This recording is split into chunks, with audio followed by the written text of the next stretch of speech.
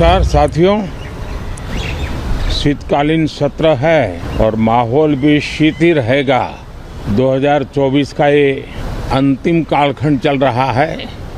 देश पूरे उमंग और उत्साह के साथ 2025 के स्वागत की तैयारी में भी लगा हुआ है। साथियों, संसद का ये सत्र अनेक प्रकार से विशेष है और सबसे बड़ी बात है, हमारे संविधान के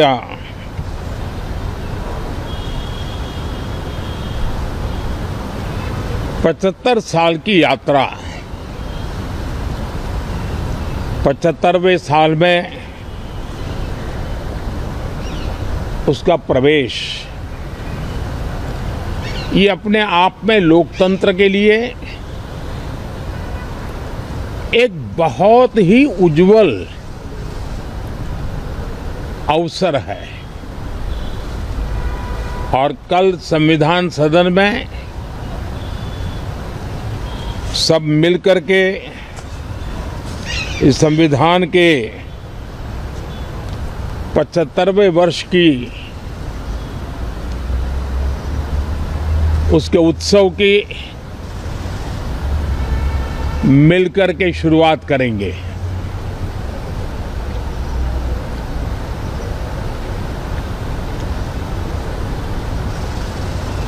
संविधान निर्माताओं ने संविधान निर्माण करते समय एक एक बिंदु पर बहुत विस्तार से बहस की है और तब जाकर के ऐसा उत्तम दस्तावेज हमें प्राप्त हुआ है। और उसकी एक महत्वपूर्ण इकाई है हमारी संसद। हमारे सांसद भी और हमारी संसद भी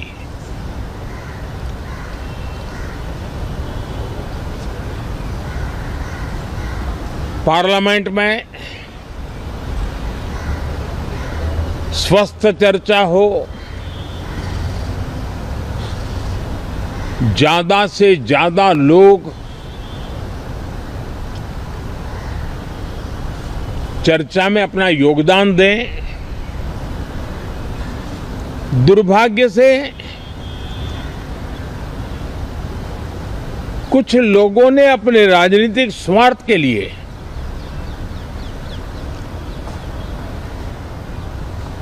जिनको जनता ने अस्वीकार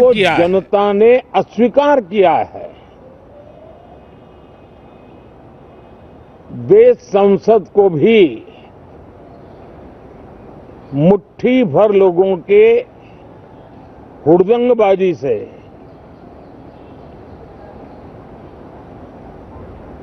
कंट्रोल करने का लगातार प्रयास कर रहे हैं।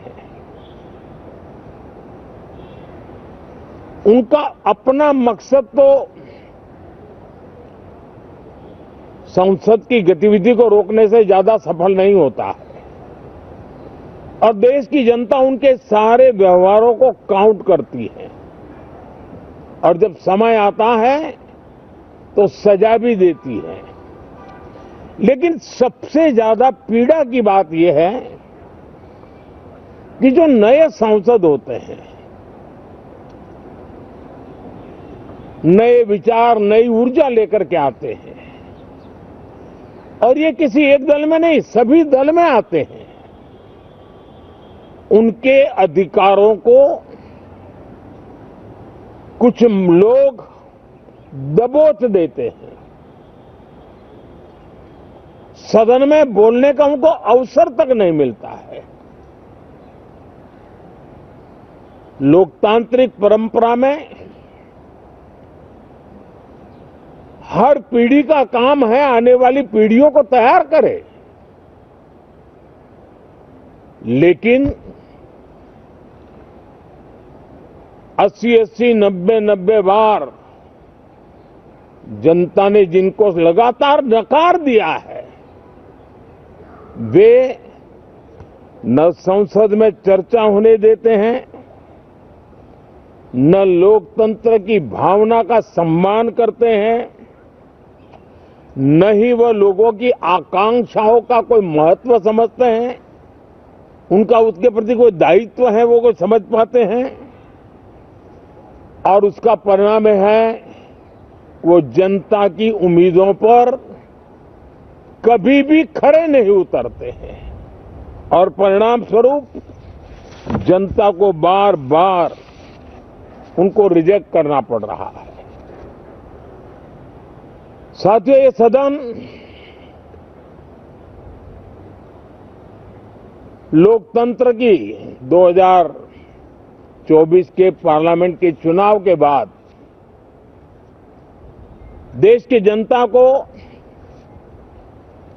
अपने अपने राज्यों में कुछ स्थानों पर अपनी भावना, अपने विचार, अपनी अपेक्षाएं प्रकट करने का अवसर मिला है। उसमें भी 2024 के लोकसभा के चुनाव के नतीजों को और अधिक ताकत दी गई है राज्यों के द्वारा और अधिक बल प्रदान किया गया है और अधिक समर्थन का व्याप बढ़ा है। और लोकतंत्र की ये शर्त है कि हम जनता जनार्दन की भावनाओं का आदर करें, उनकी आशा अपेक्षाओं पर खरा उतरने के लिए दिन रात मेहनत करें। मैं बार बार खास करके विपक्ष के साथियों से आग्रह करता रहा हूं और कुछ विपक्ष बहुत जिम्मेदारी से व्यवहार करते भी हैं। उनकी भी इच्छा रहती है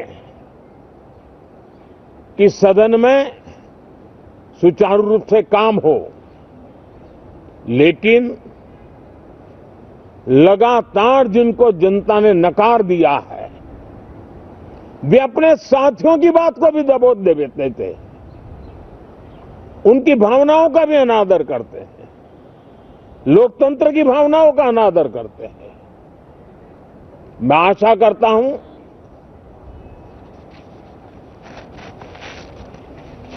कि हमारे नए साथियों को अवसर मिले। सभी दल में नए साथी हैं, उनके पास नए विचार है,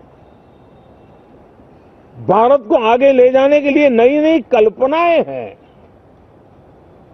और आज विश्व भारत की तरफ बहुत आशा भरी नजर से देख रहा है। तब हम संसद का समय का उपयोग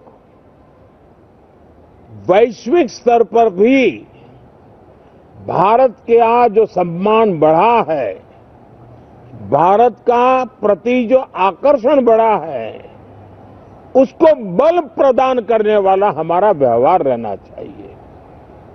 विश्व के अंदर भारत को ऐसे अवसर बहुत कम मिलते हैं जो आज मिला है और भारत की संसद से वो संदेश भी जाना चाहिए कि भारत के मतदाता उनका लोकतंत्र के प्रति समर्पण, उनका संविधान के प्रति समर्पण, उनका संसदीय कार्य पद्धति पर विश्वास, संसद में बैठे हुए हम सबको जनता जनार्दन की इन भावनाओं पर खरा उतरना ही पड़ेगा। और समय की मांग है, हम अब तक जितना समय गंवा चुके हैं उसका थोड़ा पश्चाताप करें और उसका परिमार्जन करने का उपाय यही है कि हम बहुत ही तंदुरुस्त तरीके से हर विषय के अनेक पहलुओं को संसद भवन में हम उजागर करें, आने वाली पीढ़ियां भी पढ़ेगी उसको, उसमें से प्रेरणा लेगी।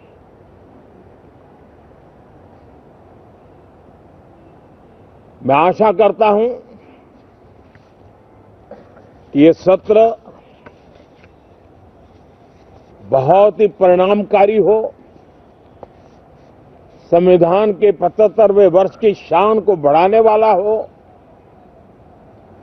भारत की वैश्विक गरिमा को बल देने वाला हो, नए सांसदों को अवसर देने वाला हो, नए विचारों का स्वागत करने वाला हो।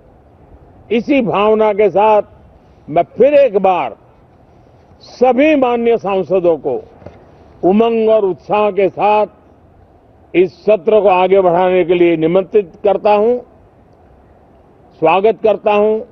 आप सब साथियों का भी बहुत बहुत धन्यवाद।